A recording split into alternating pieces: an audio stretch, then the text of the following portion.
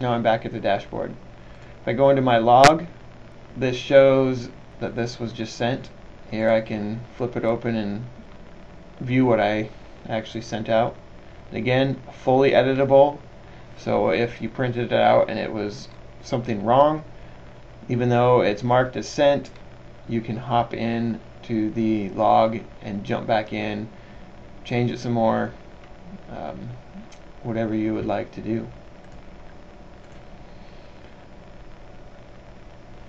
Alright, another thing that we added is a create PPR template.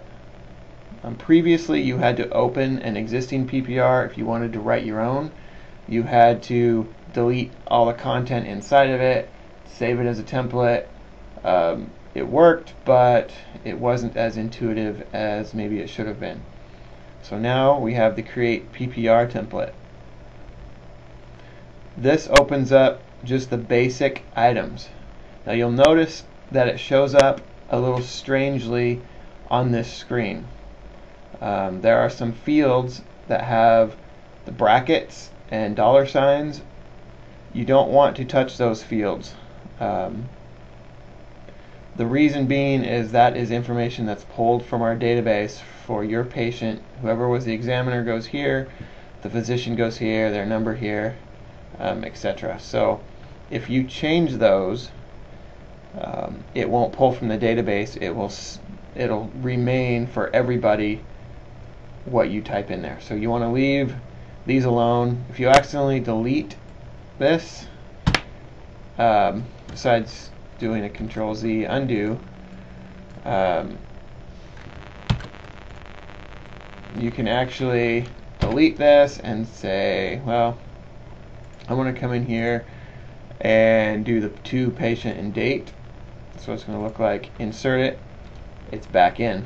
So, and this here says don't delete the stuff that's in here. This information, you can come in here, you can type your own, you could copy and paste something in if you would like. Keep in mind when you copy and paste that it is best, if you're going to copy out of Word, to copy it into Notepad first and then copy it out of Notepad into the editor. Word often brings in formatting that you can't see here, but it's behind the text that might mess up how things work. If you type it yourself, there's no worries at all, but if you copy it out of Word, sometimes you get some weird things going on. I'm going to make my new physician letter here, and now that I'm done, it looks good, I want to save it. Again, I give it a title and a description and a type. So we'll say this one is carries. I hit create template, it saves this template, and I can close, and this is just saying, did you make sure you saved it? Say yep, we saved it. So it's going to take us out of here back to the queue. Now when I go to the queue and I open my carries and my PPRs, here's my test template. I can preview it just like before. There it is. Again, it's putting in curly brackets, the database information, so that's normal. I can hover over the info and it tells me a little bit about it. I can delete it here, or I can actually edit it. I'll jump right back into my editor so I don't have to again open it in a patient and then redo a template. I can say, oh, I messed up a little bit, I forgot to put this sentence in here. I can do that, save it, it brings all this up. I can update it. If I accidentally called it the wrong thing, I don't have to create it all new. I can just change change that, it's going to rename this. It's not creating a new one. So now I say, well, that should have been Imperio. Update it. Alright, now I can close it. Again, it's going to take me back here. Now we'll go into Perio, my PPRs, and here it is with the newly updated. I can say, alright, that looks good. I'm going to add this to the queue.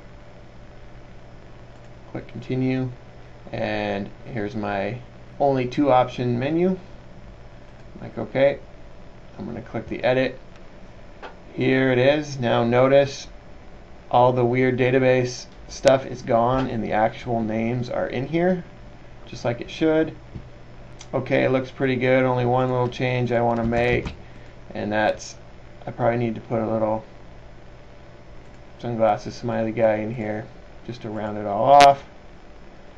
And I'm going to save it. So now it's custom, and I'm going to fax it now. Click fax, and it's gone. I close and return to editor. Yeah, sure, let's save it. Go to my log, and here it is. This shows me that it was an edited version. Here's the date, who the patient was, who the physician was, and who sent it. I can, again, access it to see what exactly I sent. This new version is a lot more powerful. You can get in here and check out all the stuff you can do. You can build your own templates from scratch.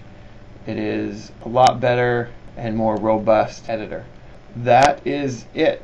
In the next video, we're going to talk about a couple of things that you need to set in your browser to make the printed version work correctly, that I will talk about in the next video.